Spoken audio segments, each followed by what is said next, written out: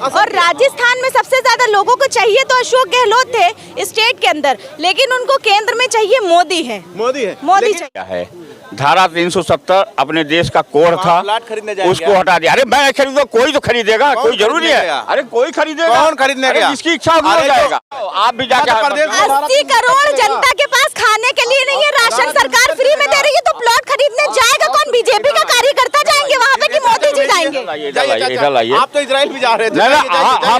हमको हमारी जहाँ इच्छा होगी हम जाएंगे। हम इस तरह से समूचे दल जो है विश्वासघात कर करके जो है समूचे दल, एक ही तकरार तो सिर्फ समाजवादी पार्टी से हुई थी मध्य प्रदेश में, वो भी उनको उसका फायदा नहीं मिल पाया। इन लोगों का है क्या कि वहाँ गए लड़ने के लिए? यह भी तो बात है, समझिए। कांग्रेस को कमजोर करने के लिए ये लोग गए कि कांग्रेस उठ रही है। समाजवादी पार्टी कमजोर करने के लिए, हाँ, कमजोर करने के लिए चुनाव लड़ने गए। वहाँ समाज पार्टी तो अलग ही लड़ रही थी। हाँ, अलग ही लड़ रहे। सारे लोग मोदी से मिले हुए हैं।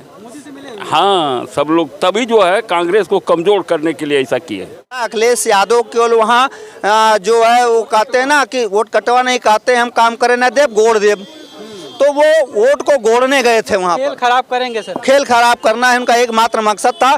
क्योंकि आपको मैं पीछे ले चलूंगा, आज के करीब जो है 7 साल पहले लेके चलता हूँ, जब 2017 में योगी जी और मोदी जी आ करके योगी जी के शपथ ग्रहण समारोह में रमाबाई अम्बेडकर मैदान में आए थे, माननीय मुलायम सिंह और अखिलेश यादव जी भी आए थे। तो माननीय मुलायम सिंह जी ने जो है प्रधानमंत्री जी के कान में कुछ कहा था, शायद यही कहा था कि मैं आपके हाथ में अपने बेटे को सौंप के जा रहा हूं, आपकी जिम्मेदारी है और ये देखते रहिए। उसका वचन का पालन अखिलेश यादव और नरेंद्र मोदी ने किया है, भाजपा ने किया है, इसमें कोई दो राय नहीं। मैं तो कहता हूं कि भाजपा को तो शुक्रिया अदा करना चाहिए समाजवादी पार्टी का, क्योंकि सारा भाजपा का अगर देखा जाए जीत का श्रेय तो उन्हीं को मिलना चाहिए कायदे से। जिस तरीके से भीतरघात उन्होंने गठबंधन को किया है, 2024 में गठबंधन को कमज़ोर करने का काम किया है, उन्होंने वो दर्शा दिया है कि उन्होंने इलेक्शन से पहले भी ये बात कही थी अखिलेश यादव ने कि अगर आप लोग अगर आ जाओगे 5 राज्यों में तो कहीं ना कहीं आप हमको सीटों को यहाँ पे कम दोगे उत्तर प्रदेश में लोकसभा की। वाकई में धर्म की अगर बात किया जाए तो धर्म के आधार पे कांग्रेस को वोट मिला है। मुसलमानों ने झोली भर भर के वोट दे दिया है। इसका जीता जागता तेलंगाना है। तेलंगाना ने झोरम झार वोट दिया है। किसको दिया है पता है? कांग्रेस को। कांग्रेस को इतना वोट दिया कि वहां पर सरकार मिला के खड़ी कर दिया। और कांग्रेस भी इस तरह की राजनीति कहीं ना कहीं हर पार्टी करती है, इस तरह की सब कर रहे हैं। धर्म की राजनीति के बिना कोई पार्टी चल ही नहीं सकती है। और धर्म के नाम पर अगर वोट मांगना इसी तरह जारी रहेगा तो बीजेपी हमेशा जीतती रहेगी। जनता ने बहुत दिल लगा के कांग्रेस के साथ, और रोजगार, शिक्षा, बेरोजगार इस सब पे वोट पड़ा था। लेकिन हमारे देश के प्रधानमंत्री नरेंद्र मोदी जी ने नेतृत्व में चुनाव हुआ और यहाँ पे नौजवानों के साथ, गरीब मजदूर के साथ हमेशा झूठ के पुलंदा बांधा गया। उसमें फिर भी वो जाल में फंस चुके हैं। जाल में फंस चुके हैं, ये झूठे जाल में। हाँ, तो इसका मतलब ये हुआ कि जो विपक्षी पार्टियां हैं, खासतौर पर कांग्रेस, वो आम जनता को अपने मुद्दे समझा नहीं पाई। इसका मतलब यही है, नाकाम रही कांग्रेस। अब जो कांग्रेस पार्टी के छोटे से लेके मंडल से लेके और राष्ट्रीय अध्यक्ष लेवल लेके जितने कार्यकर्ता हमारे पदाधिकारी थे, जमीनी स्तर पे सही से समाज को अपनी बातें समझा नहीं पाए या उनकी बातें वो नहीं समझ पाए। इसलिए जनता फिर दोबारा, हमारी देश की जनता, 5 राज्य की जनता सही तरीके से उनकी बातों को समझ नहीं पाई। और देख लीजिएगा 2000, ये विधानसभा का चुनाव है, मैं बार बार कह रहा हूँ, 2024 में जो होगा चुनाव वो बहुत बड़ा परिवर्तन कांग्रेस के पक्ष में चुनाव होगा। लेकिन आप कह रहे हैं कि ये जो चुनाव ये कहा जा रहा था विपक्षी पार्टियों की तरफ से, जो बीजेपी है, कांग्रेस है, अन्य पार्टियों की तरफ से ये कहा जा रहा था कि ये जो चुनाव है निर्णायक साबित होगा 2024 के लिए। और क्या अब 2024 की राहें इंडिया गठबंधन के लिए मुश्किलों से भरी होंगी? बीजेपी के लिए कहीं ना कहीं राह आसान नहीं दिखती आपको? क्या लगता है? नहीं, आसान है। जो गलतियाँ जैसे हमारे मध्य प्रदेश में की हैं, राजस्थान में किए हैं, जो थोड़ा से हमारे कांग्रेस पार्टी के थोड़ी से जो घमंड आ गया था, जैसे अखिलेश जी के ले लीजिए, अखिलेश के बारे में, वहाँ पे छोटी छोटी जो राजस्थान के पार्टियाँ थी बेचारी, जैसे बीएसपी थी, आरएलडी थी, एएसपी थी और कई अन्य पार्टियाँ थी जो उनको साथ लेके नहीं चले। वहाँ के लोग चीफ मिनिस्टर सोचे, जो सीनियर लीडर थे, कि हम अकेले चुनाव जीत सकते हैं, लेकिन वो कहीं न कहीं उनकी गलतियाँ की खामियाजा हमें भुगतना पड़ा। और वो गलतियाँ की खामियाजा जो हमारी जनता जो हमारे साथ थे उनको भुगतना पड़ा। नेता तो अपने घर बैठ जाएंगे, लेकिन कांग्रेस की गलती जो थी वो जनता हमारी भोगेगी। इसमें हम उनके अत्याचार, जो गरीब मजदूर नौजवान, वो उनकी हार हुई है। बीजेपी सबका साथ सबका विकास का नारा दिया है और हम हमेशा ये चीज़ कहा करते हैं कि जनता जो है अब जातिगत राजनीति से ऊब गई है। अखिलेश हो या मायावती हो या ममता बनर्जी हो, ये सब जातिगत राजनीति करती हैं। जनता समझ चुकी है, ये आपस के लड़ा करके मजा लेते हैं। मायावती अच्छा मुख्यमंत्री थी, कितना गरीबों को उद्धार कर दिया, कितना गरीबों को उद्धार हुआ? कुछ नहीं हुआ, केवल अपना बनाए, अपने भाई का बनाए, अपने परिवार का बनाए। अरबपति खरबपति मायावती स्वतः बनी और कहती हैं दलित की बेटी हूँ। कितने दलित का फायदा हुआ ये हमारी समझ में नहीं आया। उसी कुछ नहीं हुआ है, एक पैसे नहीं हुआ। सब बेचारे हम अपने गांव से लेकर, आप अपने गांव में देख लो या हर आदमी देख ले अपने अपने गांव में, कितना दलितों का विकास हुआ है? कुछ नहीं हुआ है। केवल चंदा लिए हैं, चंदा लेकर नोटों की माला पहनी है और केवल जातिगत राजनीति कर करके केवल ब्राह्मण ठाकुर शूद्र को आपस में लड़ाया है। विकास को देख करके, राष्ट्रीयता को देख करके, सनातन को देख करके उस हिसाब से जनता काम कर रही है। जनता उस हिसाब से भाजपा को सपोर्ट कर रही है। और ये अब जातिगत राजनीति करने वाले हमेशा ध्वस्त होंगे। राजनीति जातिगत नहीं है, जैसे योगी जी कहते हैं ना कि अब जातिगत से बहुत ऊपर चलेगा। अब हिंदू बनाम मुस्लिम राजनीति चल रही है। ये क्या हिंदू बनाम मुस्लिम सही है? नहीं, देखिए हमारा भाजपा ने काम ने आपको नारा दिया ना, अभी रुके बात रुको, संभव है, गलत बात है। ऐसा क्या बात बोलते हो तुम? चंदन लगा के झगड़ा लगा, नहीं झगड़ा मत करिए। हिंदू मुस्लिम, अरे बोलो ना इसमें। हम ये कहते हैं कि मुद्दे पर मुख्य वजह क्या है बीजेपी की जीतने की? बीजेपी की जीतने की है, हम बता रहे हैं। पहला है गरीबों की सुरक्षा, गरीबों का भोजन और महिलाओं की सुरक्षा और देश के प्रत्येक नागरिक के प्रति संवेदनाएं हमारी सरकार जो है इतनी समय वो देख रही है और सारे समाज को लोग देख रहे हैं। वही काम हो रहा है, सबका विकास सबका साथ, ये है।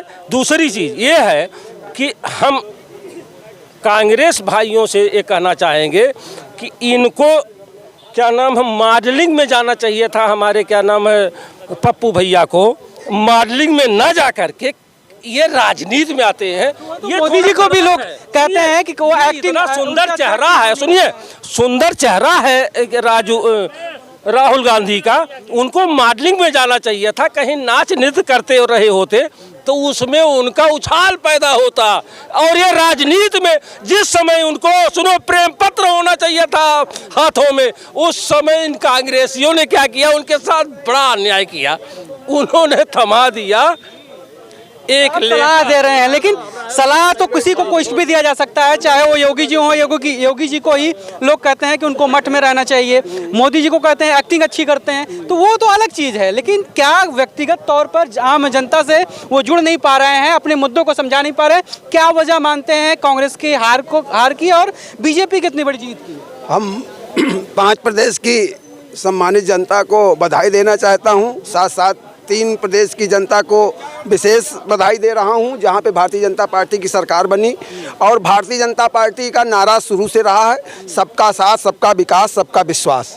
उसी आधार पे भारतीय जनता पार्टी की सरकार ने काम किया है और उसी आधार पे 3 प्रदेशों की जनता ने भारतीय जनता पार्टी को प्रचंड बहुमत से और फिर वहाँ की बागडोर सौंपी है, जिसमें वो गरीबों, दलितों और वंचितों का जो हमने काम किया है वो उसी आधार पर दलित वंचितों की ही सरकार है। ये भारतीय जनता पार्टी की सरकार गरीब, दलित, वंचित और पिछड़ा और जो शोषित है।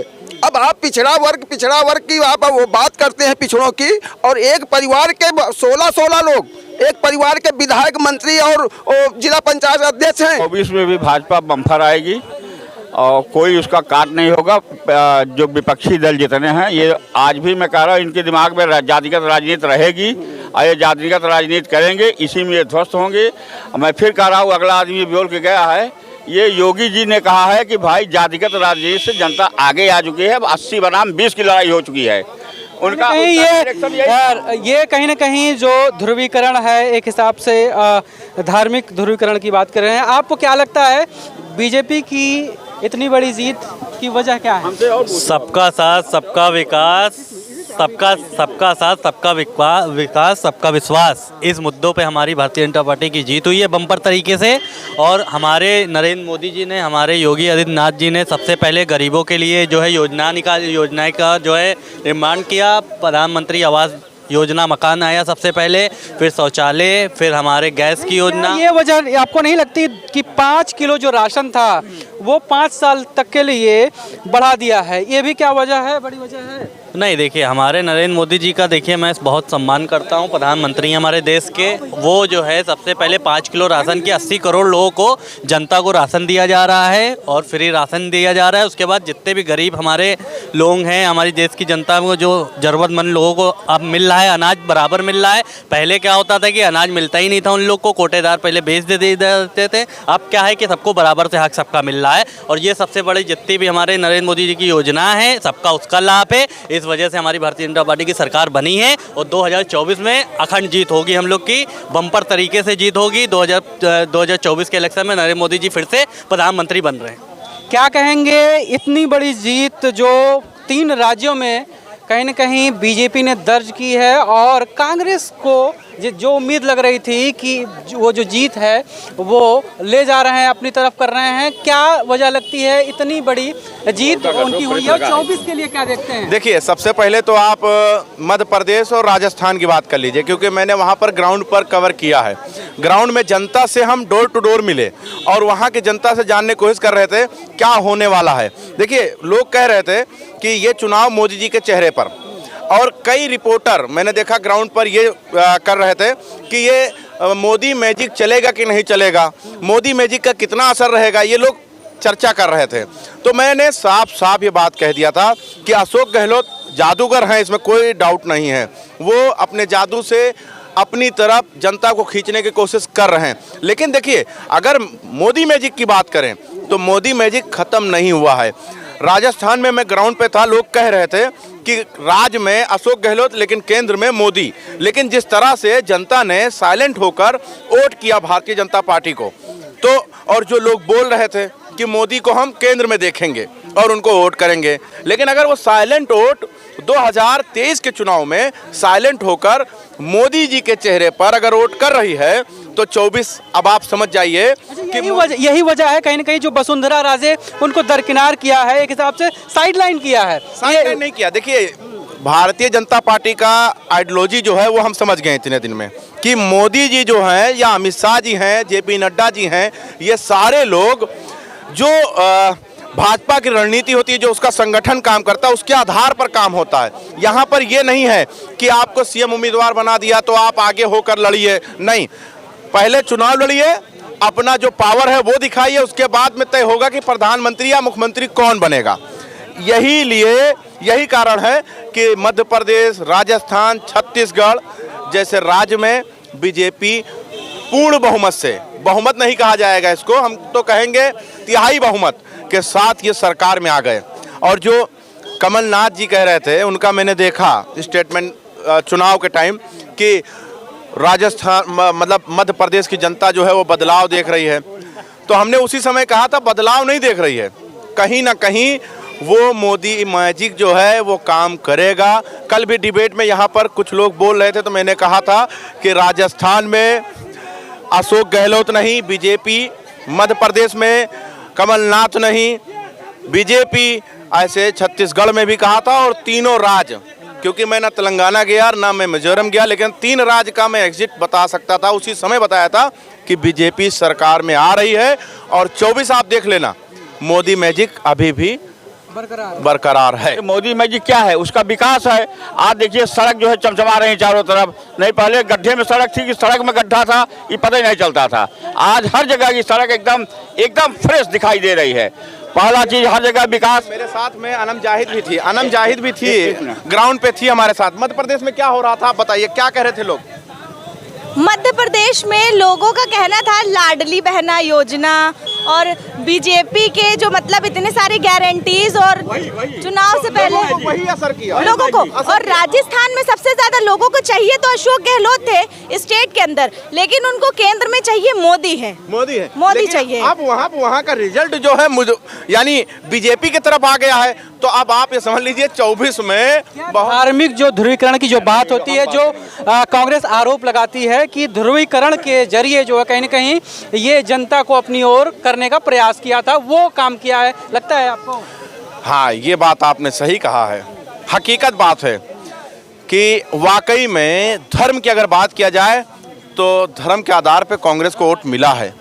मुसलमानों ने झोली भर भर के वोट दे दिया है। इसका जीता जागता तेलंगाना है। तेलंगाना ने झोरम झार वोट दिया है। किसको दिया है पता है? कांग्रेस को। कांग्रेस को इतना वोट दिया कि वहां पर सरकार मिला के खड़ी कर दिया। और कांग्रेस भी इस तरह की राजनीति कहीं न कहीं हर पार्टी करती है, इस तरह की सब कर रहे हैं। धर्म की राजनीति के बिना कोई पार्टी चल ही नहीं सकती है। और धर्म के नाम पर अगर वोट मांगना इसी तरह जारी रहेगा तो बीजेपी हमेशा जीतती रहेगी। उसे कोई देश का विकास नहीं होगा। फिर देश का विकास क्या मतलब है? ये देश का विकास का क्या मतलब है? धर्म की बात करिए, चुनाव जीत लीजिए, आसानी से जीत लीजिए, एक नारा लगाइए, दूसरा वोट जनता डालने के लिए तैयार है। लेकिन मोदी मैजिक अभी भी बरकरार है। फिर मैं कह रहा हूँ, ये कोई नहीं कह कांग्रेस। हाँ, देखिए मोदी जी ने काम किया। धारा 370 अपने देश का कोड था, उसको हटा दिया। अरे मैं खरीदूंगा, कोई तो खरीदेगा, कोई जरूरी है। अरे कोई खरीदेगा, कौन खरीदने गया? जिसकी इच्छा होगी हो जाएगा। जो ये नहीं, ये प्लाट और गिराया गया उनको वहाँ आवाज दिलवाया। वो कांग्रेस की कमी थी ना, वो तो कांग्रेस की कमी थी। कांग्रेस तो जा ही रहे हैं। आप भी जाके आप भी जाके 80 करोड़ जनता के पास खाने के लिए नहीं है, राशन सरकार फ्री में दे रही है, तो प्लॉट खरीदने जाएगा कौन? बीजेपी का कार्यकर्ता जाएंगे वहाँ पे कि मोदी जी जाएंगे? आप तो इजराइल भी जा रहे थे। हमको हमारी जहाँ इच्छा होगी हम जाएंगे। हम आपको कहने थोड़ी जाएगा। हमारी जहाँ इच्छा होगी, हाँ बिल्कुल, जहाँ इच्छा होगी जहाँ जाएंगे। के लिए आप कश्मीर भेज दीजिए और लड़ाई करने के लिए इजराइल भेज दीजिए। ये जाने के लिए तैयार है। क्यों नहीं जाएंगे? अगर में बड़ी ताकत है। अरे बिल्कुल है, ताकत है। ये इसमें समझे नहीं, चुनाव जीते इसीलिए जीते हैं, इसीलिए जीते। सब सुनो, इसीलिए धारा 370 जो कि कह रहा था आदमी की, वहाँ अगर 370 हट जाएगी खून की नदी बहेगी। 370 भी हट गई, राम मंदिर भी बन गया, मथुरा भी बन जाएगा। तो हिंदू ये देख रहा है हिंदुस्तान के प्रति, तो वही कह रहा है, हिंदू देख रहा है कि हिंदुस्तान के प्रति अच्छा, हिंदुओं के प्रति अच्छा कार्य हो रहा है। और जो मोदी योगी मिलकर के खूब बढ़िया वर्क कर रहे हैं, खूब बढ़िया विकास कर रहे हैं चारों तरफ। कहीं न कहीं इसकी वजह से आपको लगता है कि चुनाव जीते हैं। क्या कहेंगे भाई साहब, क्या वजह लगती है इतनी बड़ी जीत की, और क्या 2024 को किस तरह से देखते हैं? उस पर कितना असर होगा, कितना आसान होगा इंडिया गठबंधन के लिए या बीजेपी के लिए भी आसान होगा? क्या कहेंगे? हमारी समझ में तो यही आ रहा है कि धार्मिक मुद्दा जो है, कोई भी धार्मिक मुद्दा उठाता है तो उसका बायकाट हम करते हैं। क्यों? धर्म तो आस्था का विषय है, धर्म से कोई मतलब नहीं है। लेकिन अगर विकास की बात नहीं करेगा तो मेरे समझ से बेकार है सारी पार्टियां, चाहे कोई भी हो, जीत भले जाए, लेकिन मेरे समझ से कोई समझ में नहीं। आपको लगता है कि सिर्फ जीतने के लिए सारा कुछ जतन किया जाता है, लेकिन वाकई में जनता जो है, जनता के विकास की बातें नहीं होती, नेता विकास की बातें नहीं करते हैं? क्या कहेंगे, जिस तरह से 3 राज्यों में बीजेपी को बहुमत मिली है और कांग्रेस मुद्दों को भुना नहीं पाई है, आम जनता से जो है जुड़ाव नहीं कर पाई है, क्या वजह मानते हैं इसकी? मैं तो कहता हूं कि भाजपा को तो शुक्रिया अदा करना चाहिए समाजवादी पार्टी का, क्योंकि सारा भाजपा का अगर देखा जाए जीत का श्रेय तो उन्हीं को मिलना चाहिए कायदे से।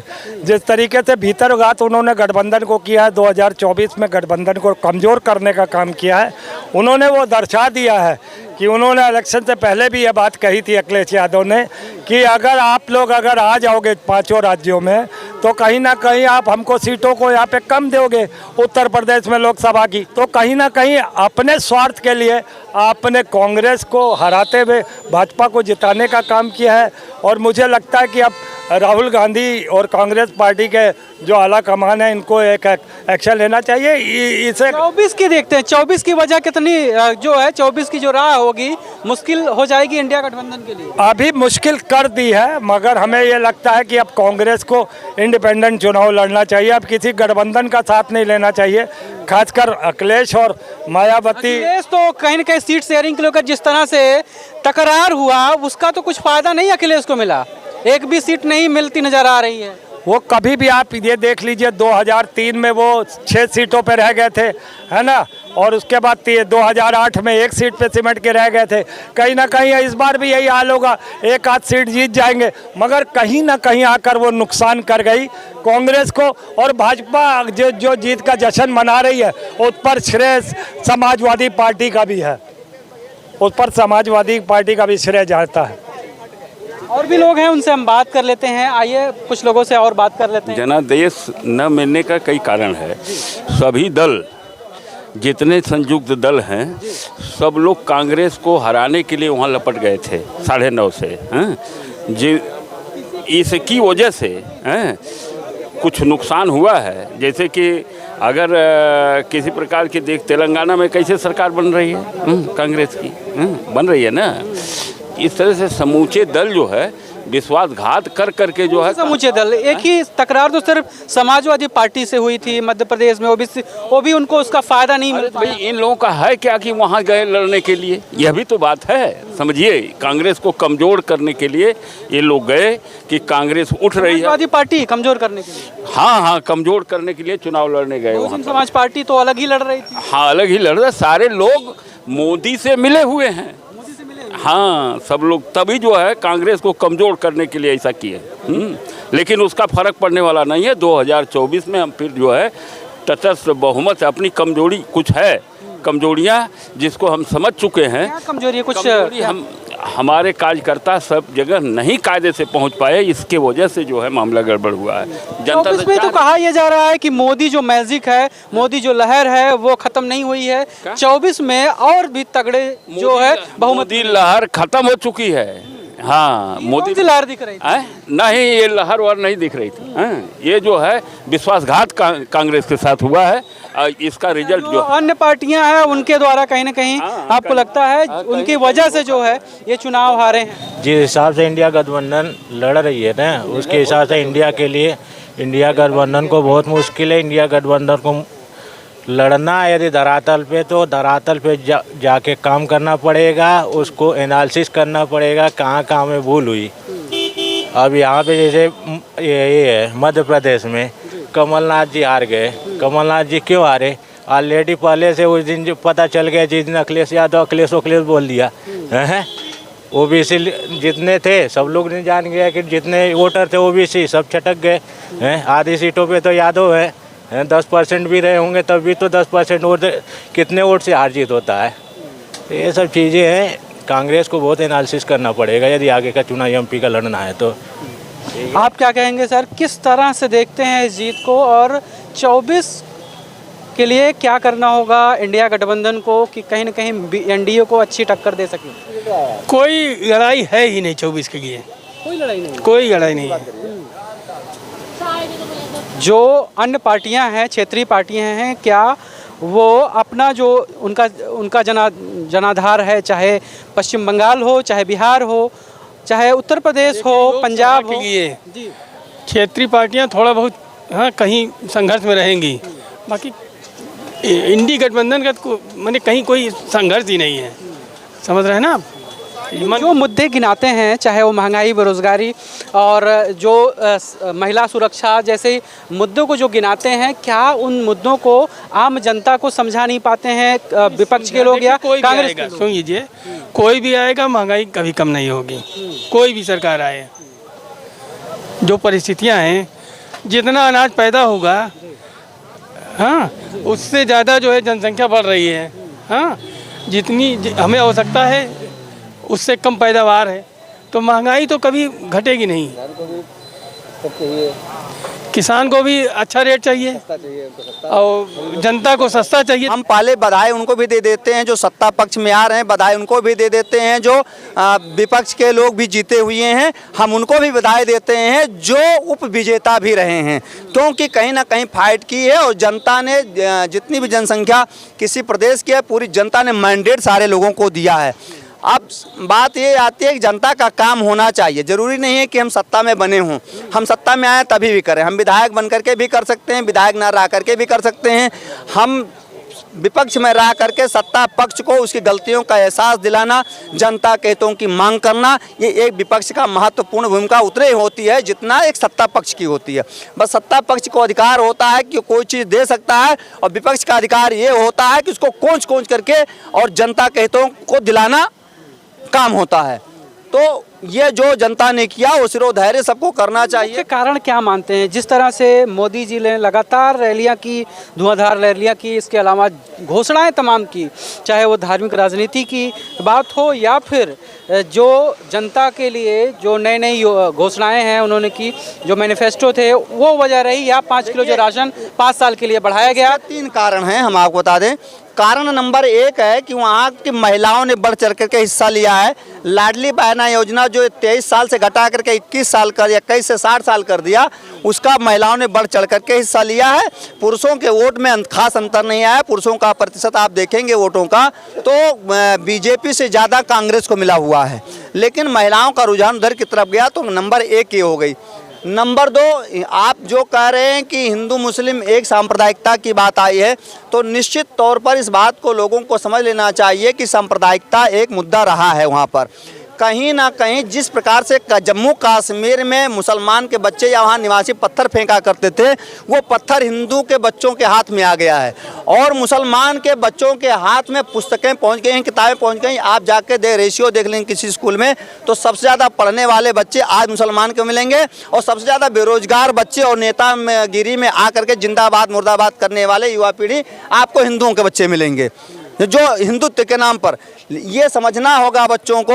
और रही बात फ्री बीज की, जो आप कह रहे हैं मोदी ने घोषणाओं से कोई फर्क नहीं पड़ा है, हमको नहीं लगता कि घोषणाओं से कोई फर्क पड़ा है, क्योंकि ये इलेक्शन का दौर होता है। दुनिया जानती है कि घोषणाएं तो होती रहती हैं, काम कुछ नहीं होता है, और फिर अगले साल इम्प्लीमेंट भी नहीं होता है। तो ये महत्वपूर्ण चीज़ें नहीं हैं। 2 महत्वपूर्ण चीज़ें हमने बताई हैं। और तीसरी बात, कहीं ना कहीं कांग्रेस जो है अपने संगठन को ठीक से चला नहीं पा रहा है। कांग्रेस में बैठे हुए कुछ नेता ऐसे हैं जो सारे नेताओं को या कार्यकर्ताओं को फटकने नहीं देना चाहिए, केंद्रीय नेतृत्व तक नहीं जाना चाहते हैं, और जो स्टेट लेवल के, क्षेत्रीय लेवल के कार्यकर्ता हैं, उस संगठन में कहीं ना कहीं फेल्योर है। और इसके लिए मैं चाहूँगा कि कांग्रेस को काम करना चाहिए, इस पर मेहनत करना चाहिए, और जो लोग इस तरीके के बैठे हैं कि उनके किनारे बैठ के चापलूसी करते हैं, उनको थोड़ा किनारे एक साइड लाइन किया जाना चाहिए। 24 के लिए किस तरह से देखते हैं? 24 पर क्या असर होगा इस जीत का? क्या बीजेपी फिर जो है एक बार केंद्र में आएगी सत्ता में, या फिर इंडिया गठबंधन कुछ टक्कर दे पाएगा? देखिए, इंडिया गठबंधन करके मैं 2 सवाल का जवाब देता हूं। अगर इंडिया गठबंधन में क्षेत्रीय दलों को लेकर के कांग्रेस चलती है तो निश्चित तौर पर उसे नुकसान उठाना पड़ेगा। कारण है कि क्षेत्रीय दलों को अपना अस्तित्व बचाने की पड़ी हुई है, इसलिए माननीय अखिलेश यादव जी आपको 42 सीटों पर जा करके लड़े और वहां पर वोट काटा, और 42 सीटों में करीब 30 सीटें कांग्रेस जीत सकती थी। अगर इन्होंने न किया होता, निश्चित भाजपा हार गई होती। तो जो क्षेत्रीय दल हैं वो अपने अस्तित्व को बचाने के लिए कांग्रेस के साथ संगठबंधन करके दूसरे प्रांतों में अपना पैर फैलाना चाहते हैं, और निश्चित तौर पर कांग्रेस उससे कमजोर होगी, क्योंकि जितने क्षेत्रीय दल हैं सब कांग्रेस से ही निकल करके बने हैं। तो निश्चित समाजवादी पार्टी के लिए क्या कहेंगे? मध्य प्रदेश में जिस तरह तकरार हुई, जिस तरह की बयानबाजी हुई कमलनाथ के द्वारा, जिस तरह से हुआ, कौन है अखिलेश हो गए, लेकिन वो जो सीट है, जिन सीटों को पर जो है दबदबा बनाने की कोशिश की जा रही थी, विश्वास जताने का प्रयास था कि कहीं न कहीं जीत होगी समाजवादी पार्टी की, लेकिन एक भी सीट मिलती नजर नहीं आ रही है। समाजवादी पार्टी के लिए क्या कहेंगे? मैं आपके चैनल पर शुरुआत में ही कहा था, अखिलेश यादव केवल वहाँ जो है वो कहते हैं ना कि वोट कटवा नहीं कहते, हम काम करें न देव गोड़ देव, तो वो वोट को गोड़ने गए थे वहाँ पर। खेल खराब करेंगे सर, खेल खराब करना है उनका एकमात्र मकसद था। क्योंकि आपको मैं पीछे ले चलूँगा, आज के करीब जो है 7 साल पहले लेके चलता हूँ, जब 2017 में योगी जी और मोदी जी आकर के योगी जी के शपथ ग्रहण समारोह में रमाबाई अम्बेडकर मैदान में आए थे, माननीय मुलायम सिंह और अखिलेश यादव जी भी आए थे। तो माननीय मुलायम सिंह जी ने जो है प्रधानमंत्री जी के कान में कुछ कहा था, शायद यही कहा था कि मैं आपके हाथ में अपने बेटे को सौंप के जा रहा हूँ, आपकी जिम्मेदारी है और ये देखते रहिए। उसका वचन का पालन अखिलेश यादव और नरेंद्र मोदी जी ने किया है, भाजपा ने किया है, इसमें कोई दो राय नहीं है। कहीं ना कहीं ये पालन 24 में भी तो नहीं करेंगे? बिल्कुल करेंगे। अगर वो पालन इसलिए करेंगे कि जो भी उत्तर प्रदेश या क्षेत्रीय पार्टियां हैं जो सत्तारूढ़ रही हैं, उन्होंने इतना पैसा अंधाधुंध कमाया है गलत तरीके से कि उनको अपने सत्ता के ज़्यादा जरूरी है अपनी संपत्ति को बचाए रखना। क्या कहना चाहेंगे इस जीत पर, क्या राय है? आज की जीत कांग्रेस के कुशासन, क्योंकि मध्य प्रदेश छोड़ करके और तेलंगाना, राजस्थान और छत्तीसगढ़ में कांग्रेस की सरकारें थी और उनके कुशासन के ऊपर जनता का मैंडेट है। जनता ने भारतीय जनता पार्टी की नीतियों पर विश्वास किया और भारतीय जनता पार्टी के पक्ष में अपना निर्णय सुनाया।